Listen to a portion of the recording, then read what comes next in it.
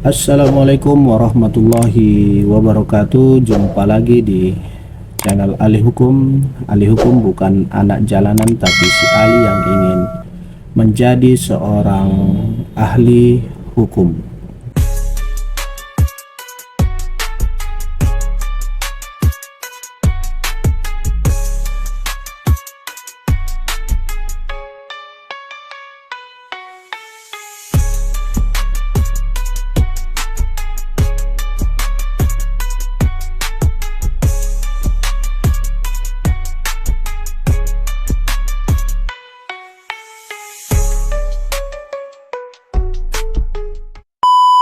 Masih di serial pembelajaran perbandingan hukum tata negara. Dalam video kali ini yang akan kita bandingkan itu adalah sistem pemilihan umum. Jadi akan kita lihat bagaimana pemilihan umum di beberapa negara, dan akan kita lihat persamaan maupun perbedaannya seperti itu. Jadi sebelum kita ke perbandingan sistem pemilihan umum di beberapa negara, kita melihat terlebih dahulu pengertian dari pemilihan umum atau sering kita singkat pemilu. Jadi ada dua pendapat yang kita lihat terkait dengan pengertian pemilihan umum. Yang pertama itu dari Wolhoff, di mana Wolhoff menyatakan bahwasanya pemilu atau pemilihan umum adalah mekanisme dalam demokrasi tidak langsung untuk memilih wakil rakyat yang akan menjalankan pemerintahan berdasarkan mandat rakyat. Jadi pemilu itu adalah mekanisme dalam demokrasi tidak langsung. Kalau demokrasi langsung itu kan semua masyarakat itu terlibat gitu ya, karena masyarakat suatu atau rakyat suatu negara itu sangat banyak, jadi tidak mungkin prosesnya itu dilaksanakan oleh semua masyarakat. Jadi masyarakat itu memilih wakil-wakilnya yang melaksanakan atau menjalankan pemerintahannya melalui mekanisme yang disebut dengan pemilihan umum. Kemudian kita melihat pengertian pemilihan umum dari Dahlan Thoib gitu ya. Dahlan Thoib menyatakan bahwasanya pemilihan umum adalah suatu proses pergantian kekuasaan secara damai yang dilakukan secara berkala sesuai dengan prinsip-prinsip yang digariskan konstitusi. Jadi proses pergantian kekuasaan kalau menurut Dahlan Thoib, jadi pemilu itu adalah proses pergantian kekuasaan yang dilakukan secara berkala. Jadi itu tadi dua pendapat dari ahli-ahli hukum gitu ya, terkait dengan pengertian pemilihan umum. Jadi kemudian kita melihat bahwasanya ada standar pemilihan umum demokratis secara internasional gitu ya. Itu ada 16 standar pemilu demokratis. Yang pertama itu dia menggunakan standar pemilihan umum yang diakui secara internasional. Itu yang pertama. Kemudian yang kedua harus ada kerangka hukum pemilihan umum. Ya, harus ada kerangka hukumnya atau aturannya gitu ya. Kemudian yang ketiga memiliki sistem pemilihan umum yang jelas. Kemudian yang keempat ada penetapan batas. Kemudian yang kelima hak untuk dipilih dan memilih. Kemudian yang keenam memiliki badan pelaksana pemilihan umum. Jadi itu ada standarnya, memiliki badan pelaksana pemilihan umum. Kalau di Indonesia itu pelaksana pemilihan umum itu ada komisi pemilihan umum, ada badan pengawas pemilu atau Bawaslu, kemudian ada Dewan Kehormatan Penyelenggara Pemilu atau DKPP gitu, itu masuk sebagai badan pelaksana pemilihan umum. Kemudian ketujuh ada pendaftaran pemilihan dan daftar pemilih, ada DPT gitu ya, daftar pemilih tetap, sebelumnya ada daftar pemilih sementara kalau di Indonesia. Kemudian ada yang kedelapan akses suara bagi partai politik dan para kandidat. Kemudian ke-9 kampanye pemilihan umum yang demokratis. Adanya kampanye itu merupakan salah satu standar pemilu yang demokratis. Kemudian ke-10, akses ke media dan kebebasan berekspresi. Kemudian 11, pembiayaan dan pengeluaran kampanye, itu diatur juga kalau di Indonesia gitu ya, terkait dengan pembiayaan kampanye. Kemudian yang ke-12 ada pemungutan suara. 13 ada penghitungan dan tabulasi suara. 14 ada peranan perwakilan partai dan kandidat. Yang ke-15 ada pemantau pemilu. Yang terakhir 16 ada kepatuhan terhadap penegakan undang-undang. Jadi itu ada 16 standar pemilu demokratis yang secara internasional gitu ya. Kemudian kita melihat bagaimana pemilihan umum di beberapa negara. Di dalam video ini kita akan melihat 3 negara ya, pemilihan umum di 3 negara. Yang pertama itu kita lihat pemilu di Turki, kemudian ada di Jerman, dan tentunya pemilihan umum di Indonesia. Jadi dalam video ini kita batasi pemilihan umum yang dimaksudnya adalah pemilihan umum untuk memilih anggota parlemen gitu ya, atau anggota DPR gitu. Di Turki, sistem pemilihan umum di Turki itu menggunakan sistem proporsional dengan daftar tertutup dari partai politik. Jadi dia menggunakan sistem proporsional tertutup. Beda dengan di Indonesia, kita menggunakan sistem proporsional terbuka gitu ya. Jadi kita sudah mengetahui calon-calon dari partai politik siapa saja, kita langsung memilih calonnya gitu ya. Tapi kalau di Turki itu dia menggunakan sistem proporsional tertutup, artinya kita hanya memilih partai politik gitu ya. Nanti siapa yang menjadi anggota parlemen itu dia ditunjuk oleh partai politik. Nah, seperti itu. Kemudian yang kedua itu ambang batas suara sah nasional bagi partai politik yang masuk parlemen itu sebesar 10%. Ini cukup besar gitu ya, bahwa ambang batas partai politik masuk parlemen itu adalah 10%.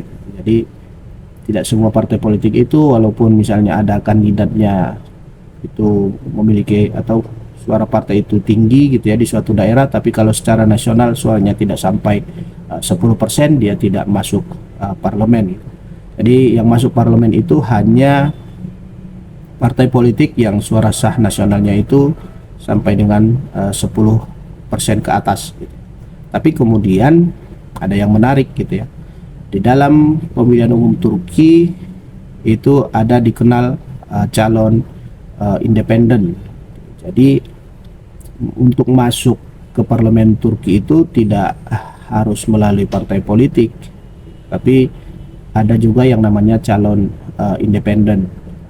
Jadi misalnya ada satu calon itu, misalnya dia terkenal gitu ya, suaranya banyak gitu, ada tokoh-tokoh yang seperti itu tapi partainya kecil gitu, partai politiknya kecil, jadi dia bisa masuk melalui jalur independen gitu, walaupun partai politiknya suaranya tidak sampai atau diprediksi tidak bakalan sampai 10%, maka kebanyakan itu dia mengikuti atau melalui jalur calon independen. Jadi nanti kalau suaranya cukup, dia bisa masuk parlemen gitu. Kemudian di Turki itu pemilih itu harus berusia 18 tahun. Jadi masyarakat yang mempunyai hak pilih itu harus berusia 18 tahun gitu ya. Jadi untuk dapat memilih kalau di Turki itu harus berusia 18 tahun. Jadi itu tadi bagaimana sistem pemilihan umum di Turki. Yang pertama, dia menggunakan sistem proporsional daftar tertutup dengan ambang batas 10% suara sah nasional. Kemudian ada dikenal calon independen. Kemudian pemilih harus berusia 18 tahun. Kemudian kita melihat bagaimana pemilihan umum di Jerman. Kalau kita melihat sistem pemilihan umum di Jerman, dia menggunakan sistem mix member proporsional atau campuran gitu ya. Mix atau campuran dari proporsional terbuka dan proporsional tertutup gitu. Ini menarik gitu ya. Jadi dia campur antara proporsional terbuka dan proporsional tertutup gitu ya. Dan untuk ambang batas untuk memperoleh kursi di parlemen itu dia adalah 5% gitu. Berbeda dengan Turki, kalau Turki tadi 10%, di Jerman itu 5%. Jadi kalau kita melihat bagaimana pelaksanaan sistem campuran ini gitu ya, kalau di Jerman itu setiap pemilih di Jerman itu dia memilih dalam kertas suara itu 2 kali gitu ya. Di mana suara pertama memilih kandidat, sedangkan suara kedua memilih partai. Gitu ya, itu tadi mix tadi. Kalau sistem proporsional terbuka, jadi pemilih itu dia memilih kandidat.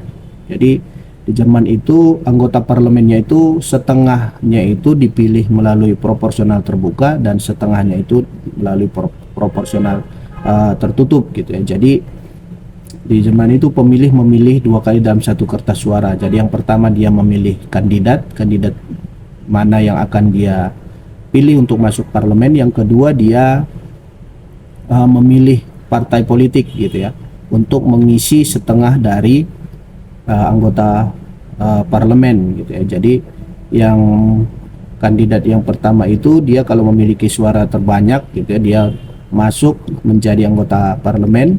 Kemudian partai politik yang sampai ambang batas 5%, dia berhak menetapkan kandidat mana yang masuk menjadi anggota parlemen di luar dari kandidat yang masuk melalui sistem suara terbanyak.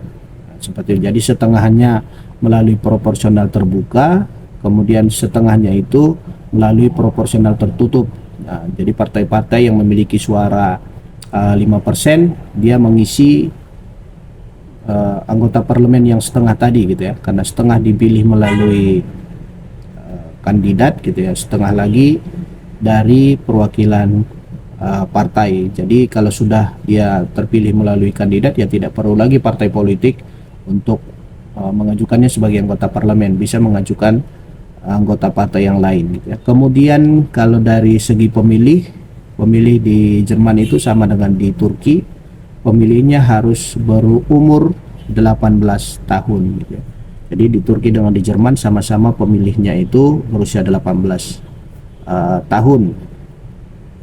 Kemudian kita melihat bagaimana sistem pemilihan umum di Indonesia ini terkait dengan pemilihan anggota DPR gitu ya.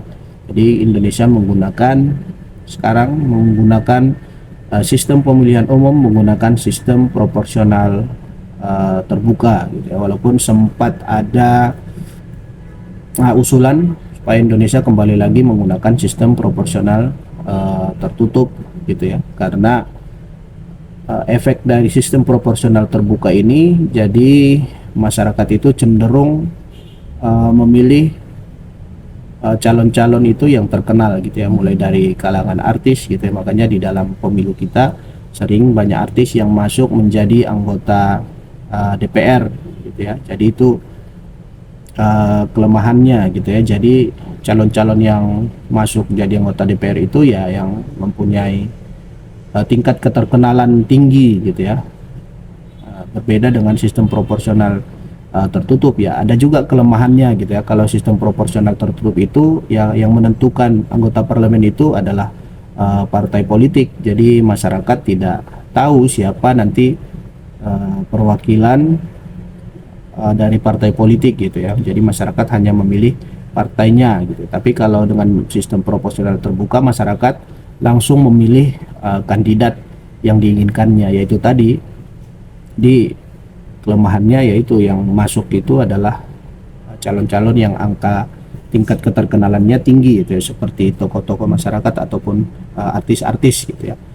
Kemudian untuk ambang batas itu untuk masuk parlemen, untuk masuk di DPR itu ambang batasnya adalah 4% gitu ya. Ini kalau Indonesia lebih rendah lagi gitu ya. Kalau di Turki itu 10%, kemudian di Jerman itu 5%. Indonesia ambang batas masuk untuk memperoleh kursi di DPR itu hanya 4%. Kemudian yang ketiga untuk pemilih Berbeda juga dengan di Turki dan di Jerman. Di Indonesia pemilih itu harus berumur 17 tahun. Jadi beda, selisih hanya 1 tahun gitu ya. Di Indonesia 17 tahun, di Jerman dan Turki tadi usia pemilih itu 18 tahun.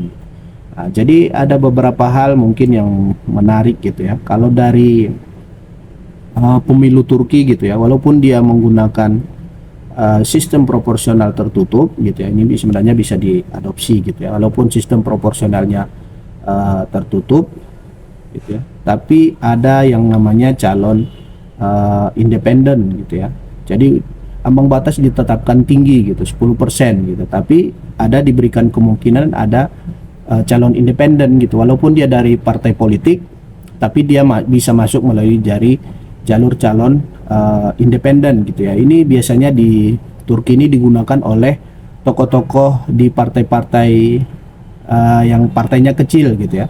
Ya, partainya kecil, tidak mungkin sampai ambang batas 10%, tapi ada tokohnya yang kemungkinan suaranya tinggi, itu biasanya menggunakan jalur independen gitu ya. Ini kalau di Indonesia itu ini gitu ya, partai-partai kecil tapi mempunyai tokoh-tokoh yang terkenal, bahkan suaranya lebih tinggi gitu ya, suaranya tinggi tapi partainya tidak mencapai ambang batas 4%, itu tidak lolos parlemen gitu ya.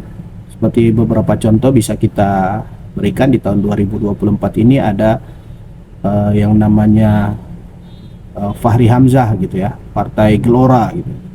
Partai Gelora tidak sampai ambang batas 4%, tapi suara Fahri Hamzah itu di dapilnya itu termasuk yang tinggi gitu ya. Kalau dibandingkan dengan calon yang lolos parlemen itu atau lolos DPR itu, suara Fahri Hamzah malah lebih tinggi gitu ya. Di PSI demikian juga ada yang namanya Grace Natali gitu ya. Jadi suaranya tinggi di dapilnya, tapi karena PSI tidak sampai ambang batas 4%, tapi mereka tidak lolos ke DPR gitu ya. Ini sebenarnya bisa diadopsi gitu ya, diberikan saja jalur lain gitu ya. Seperti di Turki dia memberikan jalur lain, ada yang namanya calon independen gitu ya. Jadi calon dari partai-partai yang partainya kecil, tapi dia bisa masuk melalui jalur independen gitu. Jadi kalau dia melihat bahwasanya partainya tidak mungkin mencapai ambang batas, ya dia masuk dari jalur calon independen. Seperti itu bisa menjadi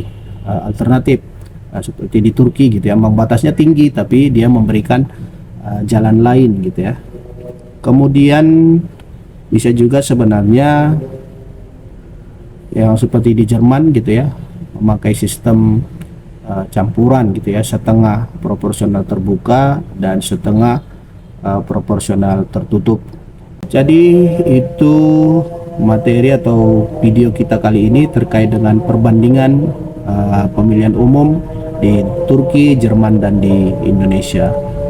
Sampai jumpa lagi, tetap di channel Ahli Hukum. Ahli Hukum bukan anak jalanan, tapi si ahli yang ingin menjadi seorang ahli hukum. Wassalamualaikum warahmatullahi wabarakatuh.